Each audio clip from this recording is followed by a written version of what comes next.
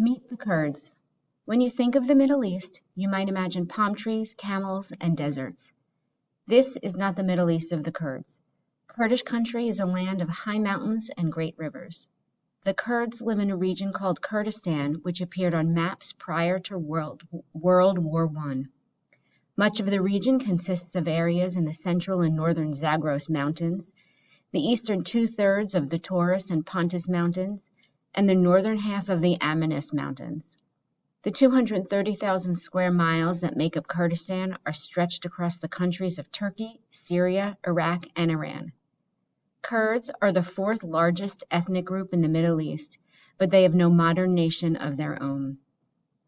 Throughout this century and earlier, Kurds have fought to regain control over their ancestral territories. They want to be a respected nation among nations. The Kurdish independence fighters are called Peshmerga, those who face death.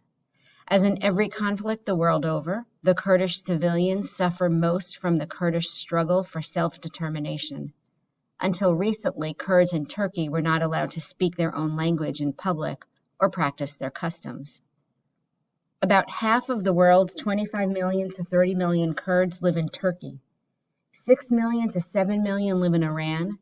3.5 million to 4 million live in Iraq, and 1.5 million live in Syria.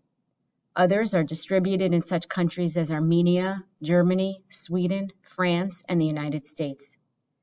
Kurdish communities also exist in countries of the former Soviet Union. The Kurds are an ancient people who trace their history back several thousand years. Like the Highland Scots who have a clan history, Kurds have a tribal history.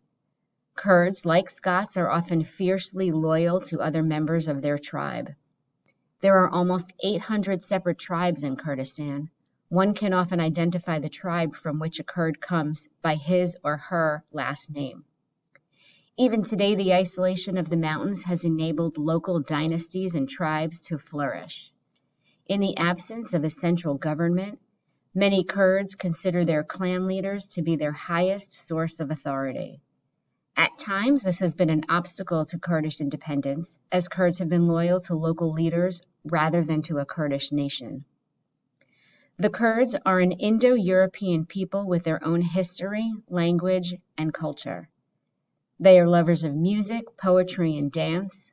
Most Kurdish villages and regions have their own dances. Men and women often dance together. Kurdish musicians play a type of flute, zorna, and drum, dohal. Kurds are fond of folk legends that tell of heroism, romance, and the love of country. A love of flowers is reflected in the Kurdish native garb, which is as colorful as their mountain flowers in spring. Men wear fringed turbans, baggy pants, matching jackets, and cummerbunds tied around their waists, most in earth tones. Women wear long dresses of brightly colored fabric and coats, often of brocade shot with silver or gold threads, baggy trousers, fancy vests, and headscarves. To see a Kurdish woman in her home setting is to see a riot of colors. The mountains have shaped Kurdish history and culture. Kurds are great walkers and mountain climbers. They have learned to survive in the often harsh conditions of the region. The winters are cold with heavy snows for up to 6 months of the year, and earthquakes are not uncommon.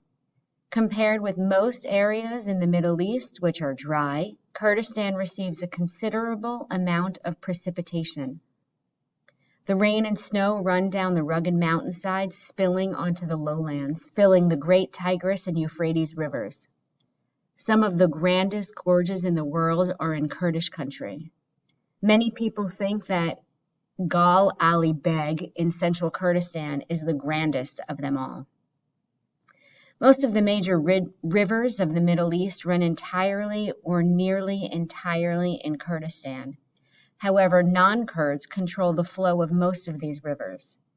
They regulate the waters for agricultural and industrial use and to generate electricity. The area is also known for its natural lakes and exceptionally powerful springs. Because of the amount of rainfall, the soil of Kurdistan is rich. The mountainsides are covered with blankets of flowers.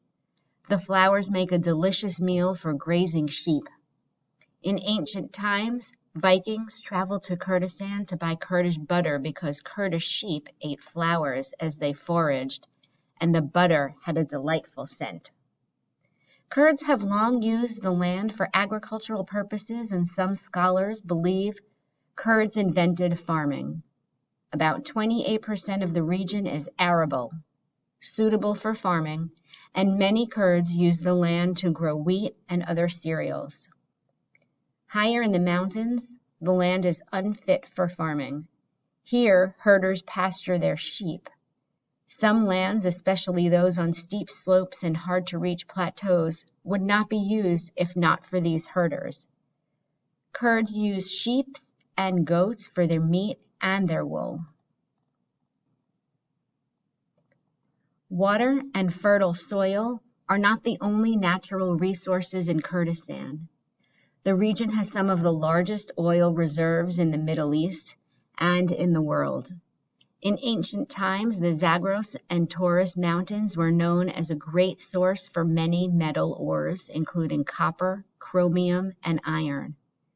Though they are no longer considered a plentiful source of such materials, the mountains are still mined. Though today Kurdistan may seem isolated from the rest of the Middle East, at one time it was a center of civilization. It was located along the Silk Road, the trade route that linked Asia and Europe. Traders passing through would buy beautiful Kurdish rugs and other handicrafts. After the 1500s, however, traders began using sea routes, and Kurdistan fell into a long period of decline. In this decade, Kurds are making themselves known once more.